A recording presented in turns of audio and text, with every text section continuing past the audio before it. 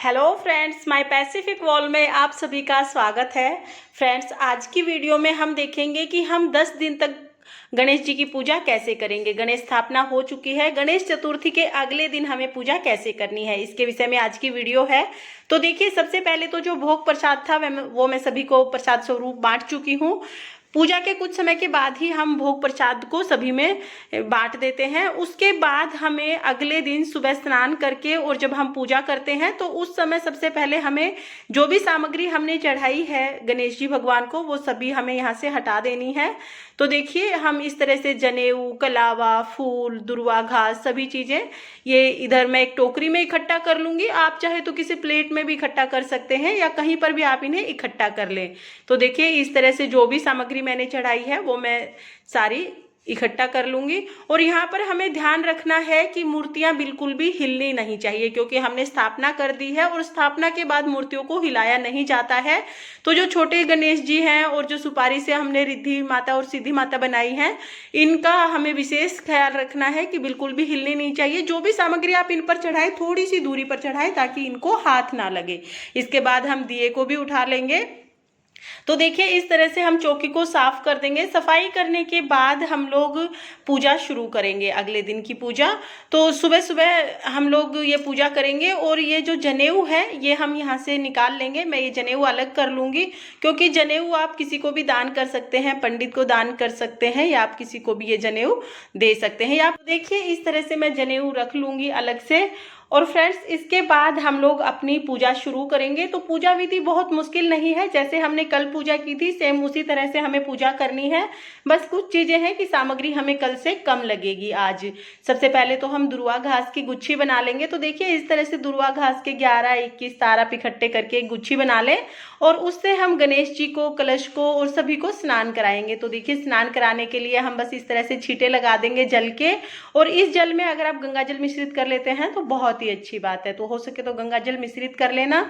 उसके बाद हम लोग, क्योंकि मेरे पास आज जनेऊ नहीं है, तो हम कलावे से ही जनेऊ बनाकर इस तरह से गणेश जी को कलावा समर्पित कर देंगे वस्त्र स्वरूप।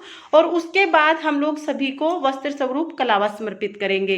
फ्रेंड्स, जो छोटे गणेश जी हैं और जो रिद्धि मैया और सिद्धि मैया की स्थापना हमने की है, उनको हम जनेऊ, जैसा कि मैंने आपको बताया कि जो भी सामग्री समर्पित करेंगे थोड़ा दूर करेंगे ताकि उनको हिलाया ना जा सके। इसके बाद हम लोग थोड़े से अक्षत रखकर यहाँ पर मैं दिए की स्थापना कर लूँगी। तो दिया रखेंगे हम। दिया हमें डेली नया जलाना है, ये सभी को पता होता है। तो देखिए, इस तरह से मैं दिया जला लूँगी। और फ्रेंड्स, भोग के लिए सुबह सुबह आप ज़्यादा कुछ ना भी बना पाएँ तो आप खीर बना सकते हैं या हलवा बना सकते हैं या तो आप दूध का भोग लगा सकते हैं। तो इस तरह से हम सुबह की पूजा कर लेंगे। और आप ये जो नारियल का भोग हमने लगाया था, ये चौकी साफ करते समय मैंने थोड़ा हटा दिया था, तो आप दोबारा इसको यहीं पर रख दें, क्योंकि जितने दिन की भी स्थापना है यह प्रसाद साथ में रखा रहेगा। आप चौकी साफ करते टाइम इसको हिला सकते हैं, बाकी मूर्तियों को नहीं हिलाना है हमें बिल्कुल भी। इसके बाद मैंने तिलक कर दिया है। तो देखिए, गणेश जी की क्योंकि मेरी मूर्ति बड़ी है तो हिलेगी नहीं, इसलिए मैंने तिलक किया है। बाकी सबको मैं इस तरह से सूखा सिंदूर समर्पित करूंगी। तो देखिए, इस तरह से हम सूखा सिंदूर समर्पित करेंगे जिससे कि हमारी जो मूर्तियां हैं, जो सुपारी है, वो हिले ना। अगर आपकी बड़ी गणेश जी की मूर्ति भी ज़्यादा बड़ी नहीं है और हिलने का डर है तो आप इसी तरह से हल्दी और कुमकुम आप इस तरह से समर्पित करें। ऊपर से ही हम लोग ऐसे सूखी हल्दी कुमकुम समर्पित कर देंगे। और फ्रेंड्स, इसके बाद हम लोग दिए का भी विधिवत पूजन करेंगे। तो दिए का और मूषक का पूजन साथ में ही होगा। तो गणेश जी के मूषक को भी हम लोग सभी चीज़ें समर्पित करेंगे। उसके बाद हम लोग अक्षत समर्पित करेंगे। तो फ्रेंड्स, कुछ लोग 10 दिन के लिए स्थापना करते हैं, कुछ लोग 3 दिन के लिए, कुछ लोग 5 दिन के लिए, कुछ 7 दिन के लिए। तो जितने दिन के लिए भी आपने स्थापना की है, पूजा आपको आगे इसी तरह से करनी है। और शाम को हम लोग दिया और आरती कर देते हैं। तो फ्रेंड्स, शाम को आप भोग आरती जरूर समर्पित करें, यानी कि हमें आरती करनी है और गणेश जी को भोग समर्पित करना होता है। और यहाँ पर मैंने गणेश जी को लाल गुलाब समर्पित किया है। आपको गुड़हल मिल जाता है तो बहुत अच्छी बात है, गुड़हल का फूल बहुत शुभ रहता है गणेश जी की पूजा में। लेकिन अगर गुड़हल का फूल ना मिले तो आप कोई भी फूल ले सकते हैं। फ्रेंड्स, गणेश जी की पूजा में पान का भी बहुत महत्व होता है। पान भी बहुत प्रिय है गणेश जी को, तो अगर आपको पान मिल जाए तो आप पान भी समर्पित करें। हमारे यहाँ पर पान नहीं मिलता है तो इसलिए मैंने पान समर्पित नहीं किया है। इसके बाद हम लोग भोग प्रसाद समर्पित करेंगे। तो जैसा कि मैंने आपको बताया कि सुबह सुबह हम लोग ये पूजा करेंगे, तो अगर आप सुबह सुबह मोदक या लड्डू वगैरह ना भी बना सके तो आप फल और दूध का भोग भी लगा सकते हैं, या आप खीर या हलवा बना सकते हैं। उसके बाद 10-11 बजे के आसपास आप जो भी चीज़ बनाएं उसका दोबारा से भोग लगा सकते हैं। इसके बाद हम लोग धूप दिखाएंगे, दीप दिखाएंगे और उसके बाद हम लोग कपूर आरती करेंगे। तो फ्रेंड्स, इस तरह से हमें पूरे 10 दिन तक पूजा करनी है।